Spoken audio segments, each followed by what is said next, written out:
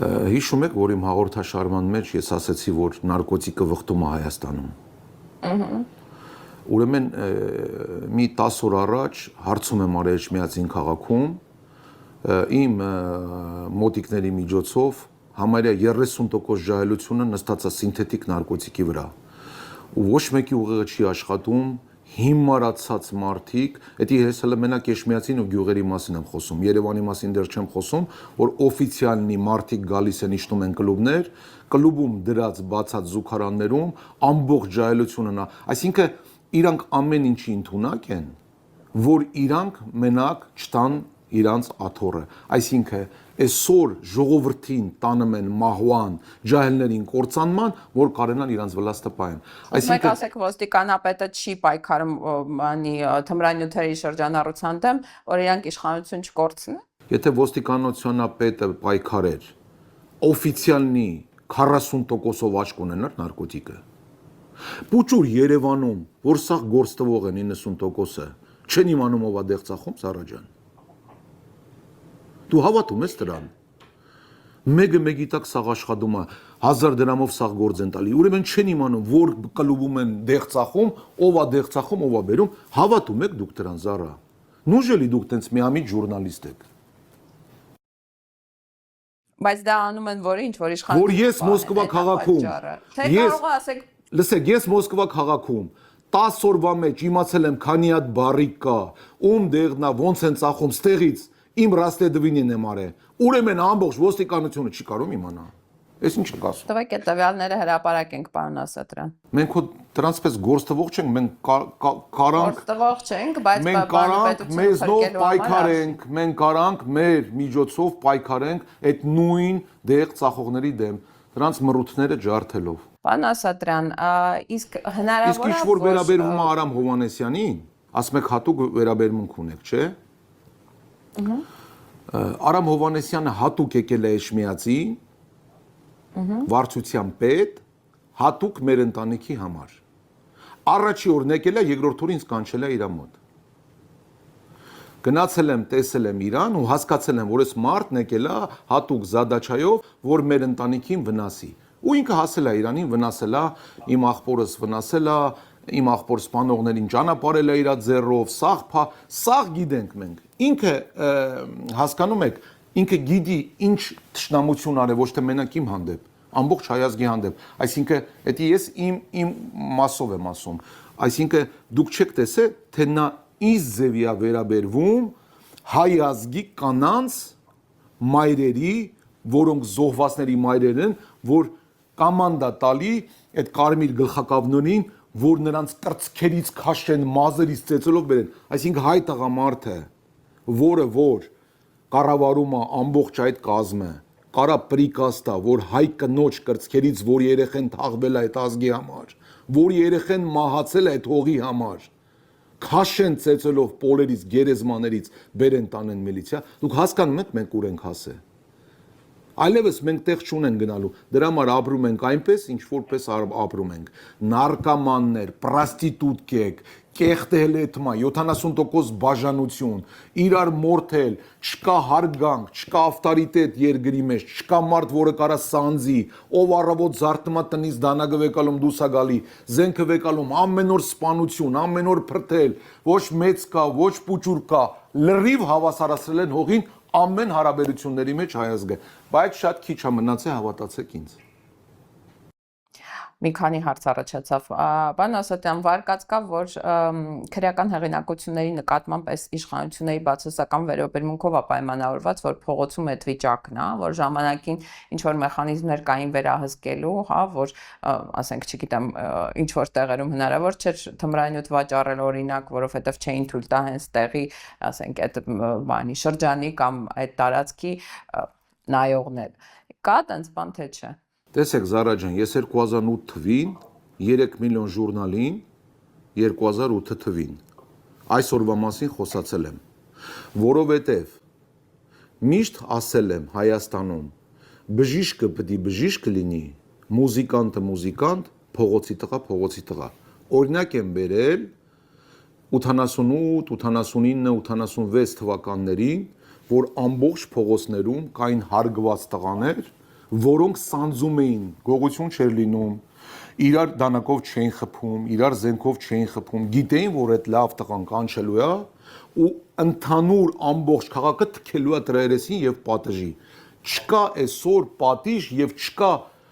գիտես ռուսերը լավ բառ Ո՞ւր են այդ տղերքը։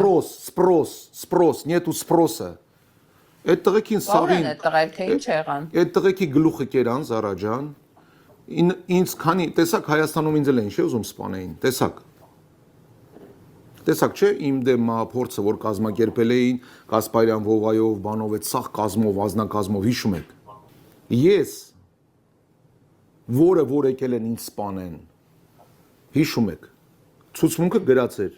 Ցուցմունքի մեջ դատարանում կարդացել են $300,000 են տվել, որ այդ մարդիկ գան, ինձ սպանեն ու դասուդա։ Իմ երկրում ես եկել եմ 10 օրով պետք է ինձ սպանեին։ Ես եկել եմ իմ երկիր, որ իմ երկրում հանգստություն զգամ։ Վերջում իմ սպանողները, դայ բոք իմ զդարովյա, գնացել են հանգիստ իրանց երկիրում ման են գալի, ես 3 տարի 8 ամիս դատվել եմ նրա համար, որ ինձ ուզեցել են սպանեն։ Դուք տես բան ձեր կյանքի մեջ լսել եք։ Պարոն Ասատյան, բայց բոլորի նկատմամբ չեն տենց մեթոդներ կիրառել, բոլորին են, չգիտեմ, նստածրել։ Հիմա տեսեք, ես որպես մի շարժիչ ուժ, ձեզ օրինակ եմ բերում, Մեջմիածին քաղաքում, երբ որ մենք զգում էինք, որ մեկը իրան լավ չի պահում, մի հատ անշնորհքություն անում ես, մի սաստում էինք, չէ՞, մարդիկ գիտեին, որ հանգարց Աստված ոչանի։ Մի բան լինի, մարդիկ գիտեին, որ գալու է ասենք րոպե, որ Իրանից հարցադրում է լինելու, ասելու են ինչի համար դու մեծ մարդու վրա ձեր բարձրացրեցիր, ինչի համար կնոջ ուշունց տվեցիր, ինչի համար դու դեղ ցրեցիր, այսինքն պետությունը ամբողջ լծակներն ուզում է վեկալի իր վրա, ինչի համար, որտեվ Հայաստանը ունի 30% փողոցային ապրող, այսինքն ժողովուրդ։ Այդ փողոցային ապրող ժողովրդին, որ ընտրություններին բերեն իրանց ձայն տան, նրանք պետք է դնեն փողոցի իրանց տղաներին։ Իսկ այն մարդիկ, ովքեր դրովի են, ումը որ կոնտրոլի տակ են, կոնտրոլ են անում, իրանք չունեն ազատություն։ Այսինքն, եթե դուք ես չես ստեղծել որպես հզոր անձնավորություն, Փաշինյանն է բերե ինչ որ մեկին դրե փողոց, ասում այսօրվանից դու ես փողոցի տղեն կառավարում ես, բայց իրիկունը Բայց դա հնարավոր է տեխնիկապես, դա ո՞նց է հնարավոր, ասենք այդ մարդը եթե հարգանք չի վայելում, եթե ինչ որ հետագից չունի, եթե այդ ձեր ասած փողոցի կյանքով չի ապրել, ո՞նց է Հիմա տեսեք, դառնում։ փողոցի կյանքով ասենք ապրող տղաներ են եղել։ Արամ Հովանեսյանը կանչել է իր մոտ, տարել է, ասել է ուզում եք 20 տարի նստեք 210 հոդվածով, չէ։ Դե ուրեմն մեր հետ աշխատեք։ Ինձ ձեզ ասենք պետք է անեք ընտրություններին մեզ պետք է օգնեք,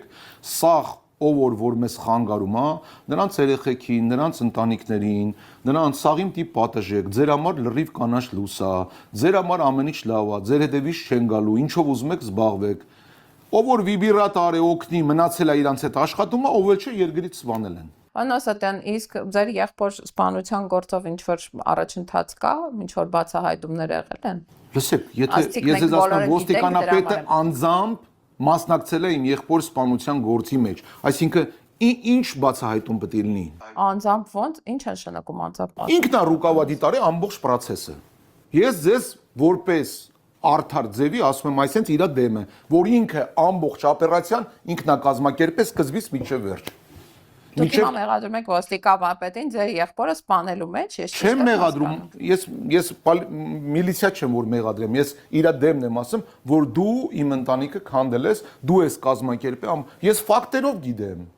Ֆակտերով ումական չէ, ինչ ասե, ում հետ ինչա պայմանավորվե, ոնց կաման տվե, որ բացեն ճամփեն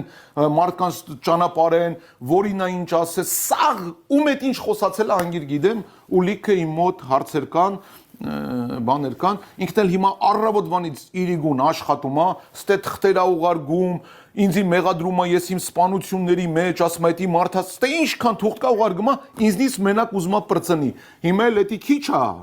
կապնվել է ուրիշ կիլերների հետ, փողեր է տալի, որ գան Մոսկվա մթում ինձի սպանեն։ Օֆիցիալնիկ ձեզ ասում եմ, կիլերների հետ, չերես Ֆրանսիա, մարդկանց փողեր են տալի, որ գան ստե Մոսկվա ինձ սպանեն։ Ինչի համար, որ ինչ լինի։ Որ Ինչ են ուզում որ ստանալ բրցնեն ձեր ինձնից, մայրիկը։ այս մարդիկ վարվում են, որ ինձնից բրցնեն, հասկանում եք, եթե չունեն քո վրա լծակ, որ քեզ անջատեն կամ միացնեն,